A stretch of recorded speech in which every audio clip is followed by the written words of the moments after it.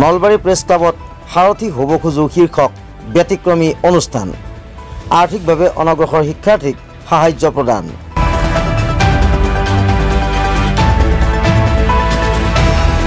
সাংবাদিক জিতেন শৰ্মাৰ মাতৃ কুঞ্জলতা দেৱীৰ সোঁৱৰণত প্ৰতিষ্ঠা কৰা কুঞ্জলতা দেৱী শৈক্ষিক ন্যাসৰ উদ্যোগত আৰু নলবাৰী প্ৰেছ ক্লাবৰ সহযোগত আজি 11গৰাকী আৰ্থিকভাৱে অনগ্ৰসৰ শিক্ষাৰ্থীক গ্ৰন্থ, কাগজ আৰু কলমৰ টোপোলা আগবঢ়োৱা হয়।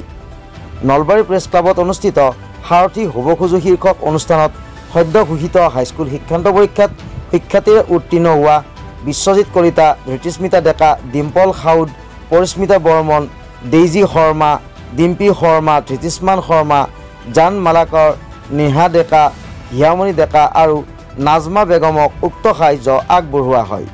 এই উপলক্ষে নলবাৰী প্ৰেছ ক্লাবৰ সম্পাদক মজিবুৰ ৰহমানে আদৰা অনুষ্ঠানটোত DSR একাডেমীৰ সঞ্চালক লাচিত ডেকা মুখ্য অতিথি হিচাপে উপস্থিত থাকি ছাত্ৰ ছাত্ৰীসকলৰ উদ্দেশ্যি তত্ত্বগধুৰ ভাষণ আগবঢ়ায়। তেওঁ কয় যে পৰিশ্ৰম কৰিলেহে সফলতা আহিব। মগজুৱে ছাত্ৰ ছাত্ৰীৰ ডাঙৰ সম্পদ।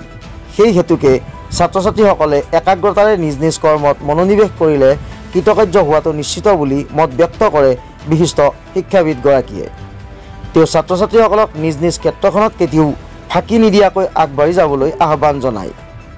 এই বিশেষ অনুষ্ঠানটোত নলবাৰী আইন মহাবিদ্যালয়ৰ অধ্যক্ষ doctor Dhiraj Bhushan Sharma, Dhamdhama senior secondary স্কুলৰ বিষয় শিক্ষক লেখক ডক্টৰ যোগেশ লহকৰ, সদৌ অসম ছাত্ৰ সন্থাৰ উপসভাপতি ভৱজিৎ বেজবৰুৱাই শিক্ষাৰ্থীসকলৰ উদ্দেশ্যি অনুপ্ৰেৰণামূলক ভাষণ দিয়ে।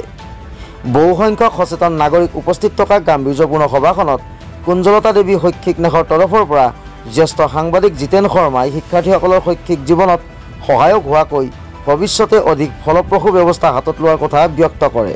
সভাৰ পূৰ্বে কুঞ্জলতা দেৱীৰ প্ৰতিচ্ছবিৰ সন্মুখত ভালেকেইগৰাকী বিশিষ্ট ব্যক্তিয়ে বন্তি জ্বলোৱাৰ লগতে পুষ্পমাল্য অৰ্পণ কৰে।